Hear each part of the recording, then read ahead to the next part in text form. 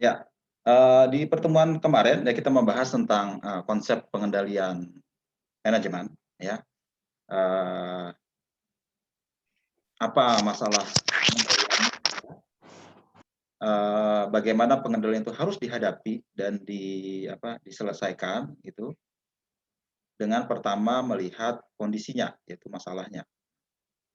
Kemudian pengendalian kalau tidak bisa dihindari harus dihadapi, itu ada 3 macam cara juga ya, baik itu dengan cara, melakukan pengendalian atas tindakan yang dilakukan oleh, manajemen, atau pengendalian dalam hal hasil yang mau dicapai, atau pengendalian atas orangnya. Nah, berbagai jenis, pengendalian itu ya, ada yang sifatnya, ketat, ada yang longgar ya. Ketat ini tight ya, longgar itu looseness ya. Jadi kita mau tahu sekarang, kalau kita semakin banyak menggunakan pengendalian itu semakin bagus apa tidak ya. Pada prinsipnya adalah pengendalian itu bagus kalau pengendalian itu punya kemungkinan yang tinggi bahwa tujuan organisasi dapat tercapai. Ya. Dan juga kecil kemungkinan bahwa sesuatu yang merupakan hal yang tidak menyenangkan itu tidak akan terjadi. Ya. Sedikit kemungkinannya terjadi, sedikit kemungkinannya terjadi yang tidak menyenangkan itu adalah pengendalian yang baik. Ya. Dan ini umumnya manfaatnya akan diperoleh kalau kita semakin eh, apa semakin banyak pengendalian dilakukan, semakin banyak berarti semakin ketat pengendaliannya ya. Misalnya semua tindakan diatur ya, tindakannya diatur, hasilnya juga diatur, dikendalikan, dan orangnya pun dikendalikan, itu boleh dikatakan sangat ketat ya. Pengendalian sangat ketat itu tidak memungkinkan adanya penyimpangan sekecil apapun ya. Karena itu akan memberikan derajat keyakinan yang sangat tinggi bahwa orang bertindak sesuai dengan yang diinginkan organisasi. Nah, itu pengendalian yang ketat. Ya. Apakah yang ketat itu selalu baik? Ya tidak. Ya, tergantung keadaan. Ya, tergantung keadaan. Nanti kita tinjau. Ya. Nah, pengendalian yang ketat itu ya eh, tergantung dari definisi apa yang hasil mau diinginkan, ya, ukuran kinerjanya, dan apakah diberikan semacam reinforcement. Reinforcement itu penguatan atas apa yang baik dilakukan dan yang tidak baik dilakukan tidak akan dilakukan lagi. Nah, itu. Ya, tergantung dari hal ini. Sesuai itu dikatakan ketat tadi ya. Uh, Semakin banyak pengendalian yang dilakukan dan ditambah lagi dengan 3 hal ini ya, definisi apa yang diinginkan, ukuran kinerjanya, dan reinforcement-nya. Kalau hasil yang diinginkan itu ya definisinya jelas ya, berarti pengendaliannya itu ketat ya. Kalau dikatakan ketat itu pertama syaratnya bahwa hasil yang mau dicapai itu kongruen. Kongruen itu sesuai, selaras dengan yang diinginkan organisasi. Ya. Tapi kalau yang didefinisikan itu tidak terlalu selaras, itu dikatakan ya berarti tidak sesuai, ya kan? Dengan kata lain pengendalian akan longgar dijalankan. Ya. Kemudian kalau yang diinginkan itu semakin spesifik dan semakin jelas waktunya, deadline-nya tepat waktu, itu dikatakan semakin ketat. Ya. Mempunyai ukuran kinerja yang jelas itu membuat kita punya patokan jelas, ya kan? Tapi kalau apa yang mau dicapai itu ya mengawang-awang atau tidak mengambang, ya itu dikatakan yang dilakukan pengendaliannya nggak terlalu ketat, ya kan? Kemudian dipecah-pecah lagi atau dibentuk dalam bentuk kuantitatif itu memungkinkan definisi hasilnya semakin jelas sehingga dikatakan semakin ketat juga. Ya. Misalnya ya membuat pelanggan puas itu agak kurang spesifik ya. Tapi kalau kita mengatakan bahwa pelanggan yang komplain hanya 1% saja atau di bawah itu, nah spesifik sekali ya kan, hanya 1% saja yang komplain, itu dikatakan puas. Ya, berarti 99%-nya puas, yang lain yang 1%-nya saja yang komplain tadi ya. Itu berarti spesifik sekali ya. Misalnya di dinas Anda punya indikator kinerja yang sangat spesifik, itu akan membuat Anda jelas ya kan mau dicapai apa. Berarti semakin ketat. Kemudian ada komunikasi dan internalisasi ya. Itu terus-menerus dikomunikasikan, diinternalisasikan, itu disosialisasikan terus-menerus ya. Itu juga semakin ketat. Nah, ini tergantung dari kualifikasi siapa yang terlibat, kemudian jumlah orang yang terlibat di situ. Kalau hanya sebagian kecil saja yang terlibat, itu boleh dikatakan internalisasinya agak kurang. Ya. Tapi kalau semakin banyak orang terlibat dalam menetapkan hasil yang diinginkan, itu semakin luas. Ya. Itu ya. Kemudian tergantung di kelengkapan. Ya, kelengkapan complete. Nah, semakin lengkap, itu ukurannya, maka semakin ketat juga. Ya. Seringkali dalam banyak organisasi ya, itu tidak jelas yang mau dicapai apa. Ya. Itu sudah dikatakan dari aspek permasalahan, ya, berarti kurangnya arahan, ya kan? Sudah arahannya kurang jelas, begitu dilakukan pengendalian pun tidak jelas, ya. Mau maklum saja kalau misalnya organisasi itu tidak berkinerja baik karena tidak ada patokan yang jelas. Kemudian aspek kedua adalah ukuran kinerja. Ukuran kinerja itu harus semakin presisi, ya, semakin objektif, semakin tepat waktu, semakin mudah dipahami, itu berarti semakin ketat. Ya. Tapi kalau ukuran kinerjanya nggak jelas tadi ya, atau kurang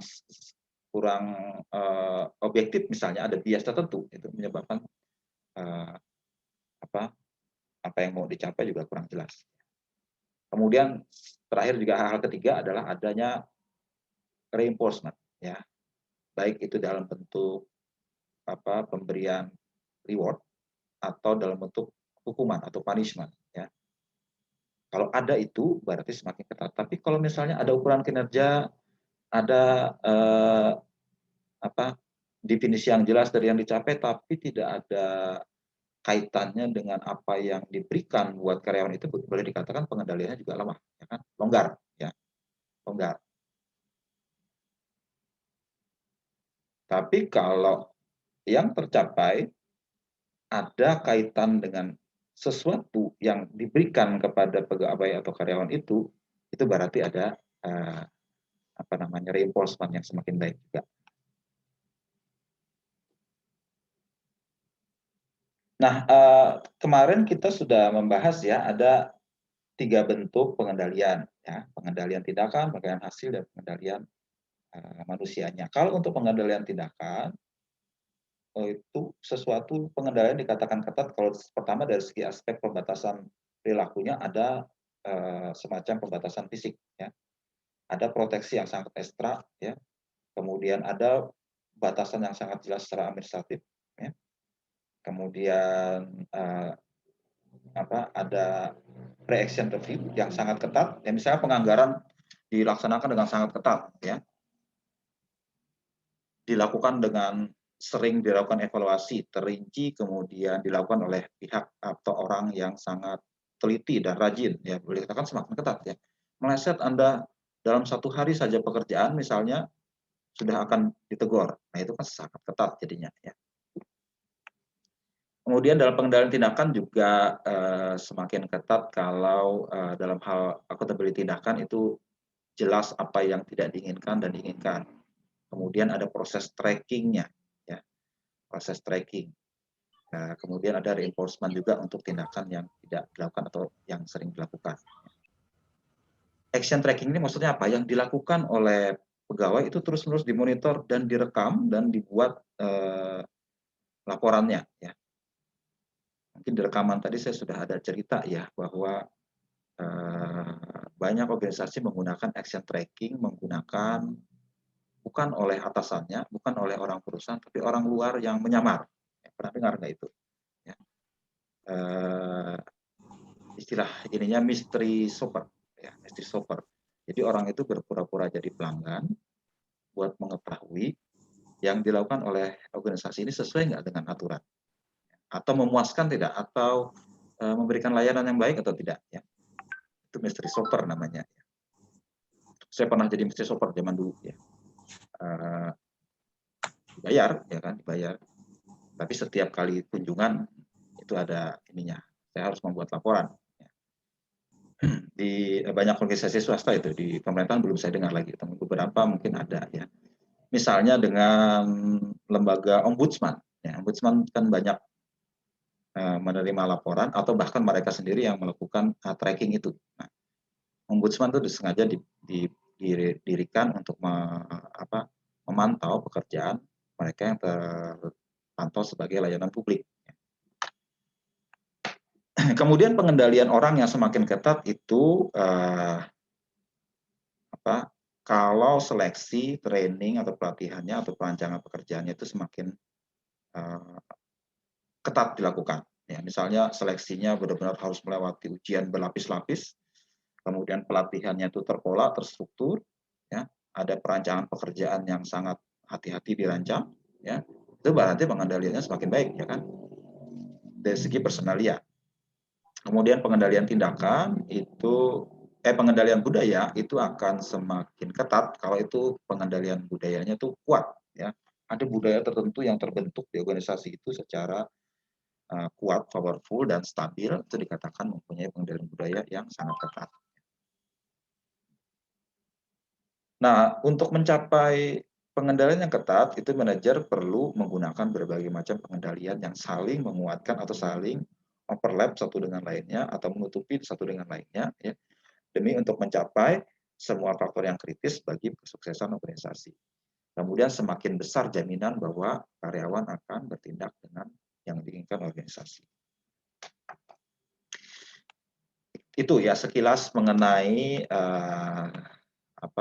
pengendalian ketat atau longgar. Ya. Mana yang dipilih itu sekali lagi tergantung, ya kan? Tergantung maksudnya beberapa hal. Ya.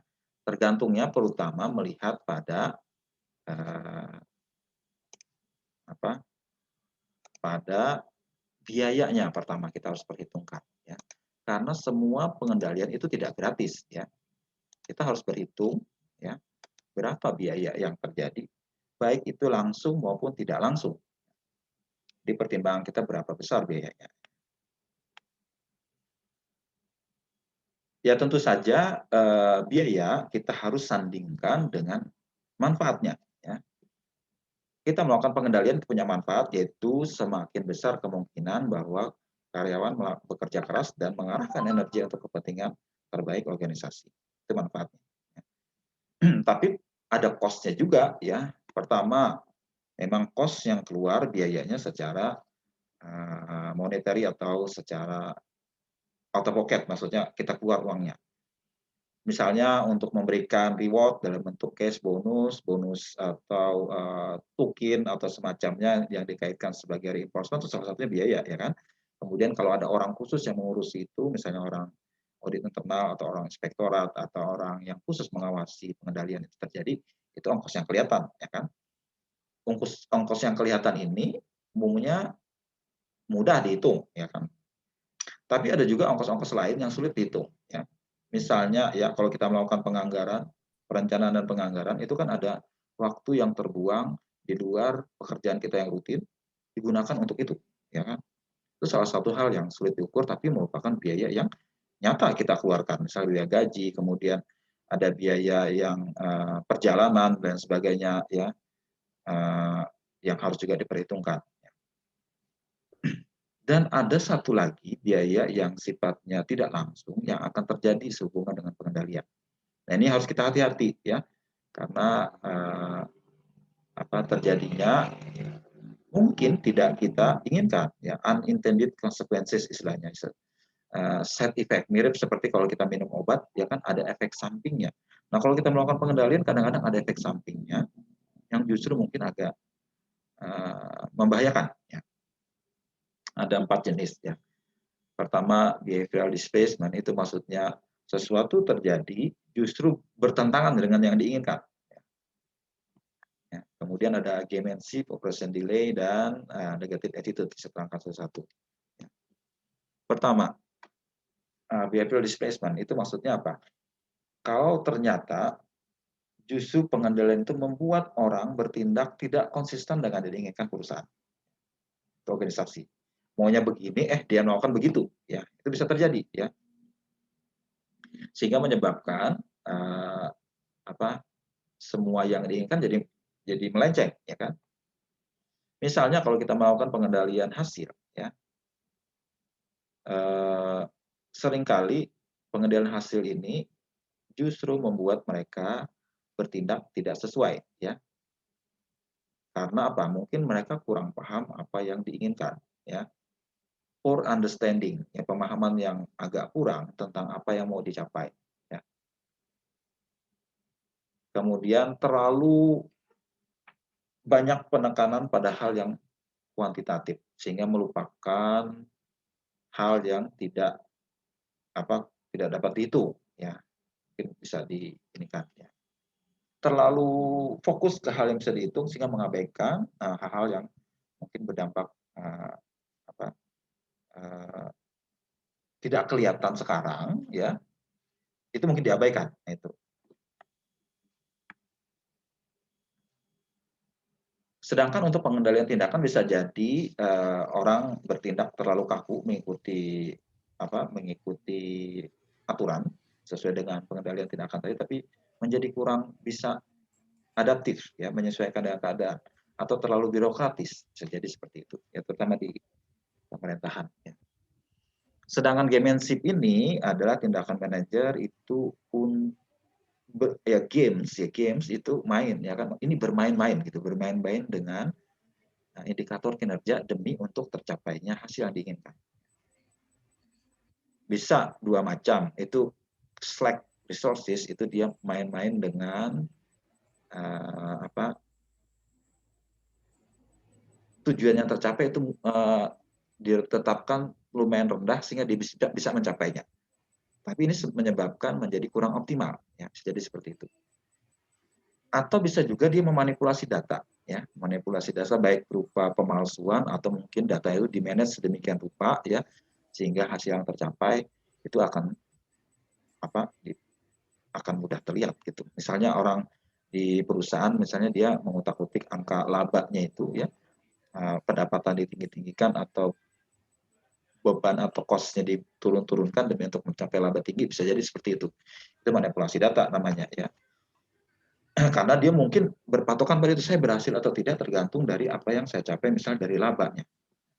Laba saya utik-utik aja nih, saya tinggi-tinggikan, saya rendahkan, labanya tinggi nih, bisa jadi seperti itu, ya. Itu justru bermain, bukan mencerminkan kondisi yang sebenarnya. Kemudian pengendalian bisa menyebabkan operasi sehari-hari justru terlambat, ya, operating delay. Ya banyak, ya kan, kalau kita melakukan penganggaran itu seringkali ada keterlambatan, ya kan. Kemudian kalau kita membatasi tindakan ada prosedur tertentu yang harus kita lewati yang menyebabkan jadi terlambat. Kemudian satu lagi ada sikap negatif, ya, negative attitude, ya. Kalau pengendalian itu terlalu berlebihan. Ya. Kenapa terjadi? Karena memang kita nggak suka dikendalikan sebenarnya, ya kan. Kalau kita terlalu banyak diatur, terlalu banyak diketatkan pengendalian kita secara manusiawi, kita kurang terlalu suka sebenarnya, ya. Dan amat mengganggu secara profesional, ya. Sehingga menyebabkan tekanan pekerjaan, konflik bisa terjadi, frustasi atau resistensi, atau mungkin kurangnya komitmen, ya. Kemudian ada persepsi negatif, kemudian mereka mungkin agak cuek, ya, agak apatis jadinya karena terlalu banyak diatur. Ya. Ini ya yang akan terjadi, itu harus diperhitungkan juga. Tadi kita sudah berhitung, ya, cost-nya seperti ini. Cost-nya bukan hanya cost yang secara moneter, tapi ada cost yang sifatnya efek negatifnya yang terjadi, harus diperhitungkan. Dan kita harus tetap fokus ke pengendalian. kita harus cari pengendalian yang terbaik yang mampu bekerja terbaik, ya, sehingga kita tetap harus memfokuskan pada manusianya. Oke, itu sepintas di hal kedua, ya. Kemudian hal ketiga, bentar ya, itu merancangnya. Ya. Seperti tadi di rekaman sudah ya, dan Anda menyimak semua ya. Itu merancang, itu harus melihat dulu apa yang kita inginkan dan apa yang mungkin terjadi ya. Kita mau ingin apa ya. Jadi harus ada patokannya ya, inginnya apa ya.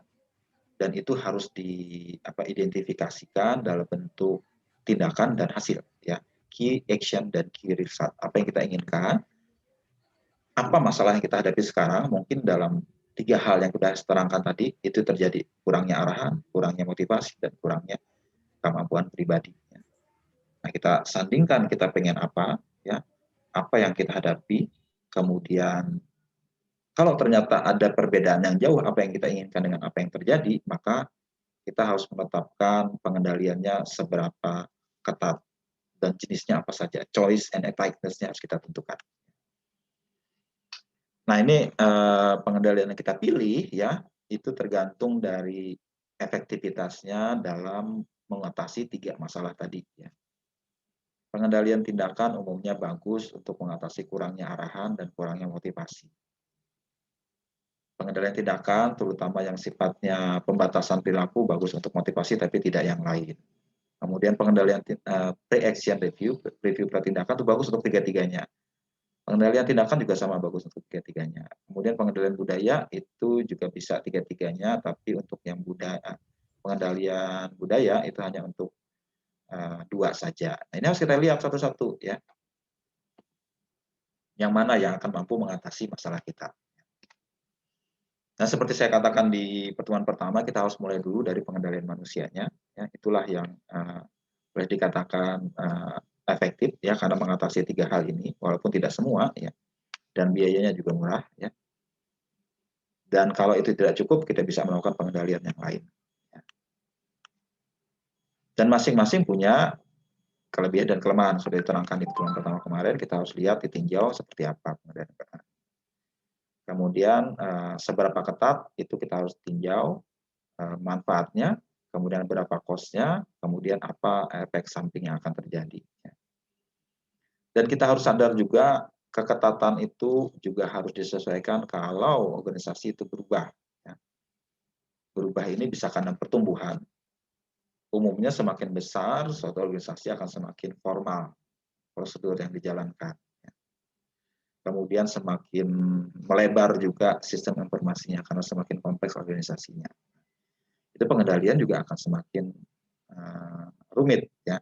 Bayangkan kalau Anda perusahaan kecil, hanya misalnya Anda jadi pemiliknya, ya, hanya punya 1 atau 2 orang anak buah. Itu kan relatif sederhana pengendalian. Tapi kalau berkembang, misalnya jadi perusahaan besar, punya cabang di kota lain, punya cabang di sana juga punya anak karyawan yang banyak, anak buah yang banyak, itu semakin rumit pengendaliannya. Maka Anda akan semakin banyak menggunakan cara pengendalian. Tetap kita harus fokus ke ininya. Ya.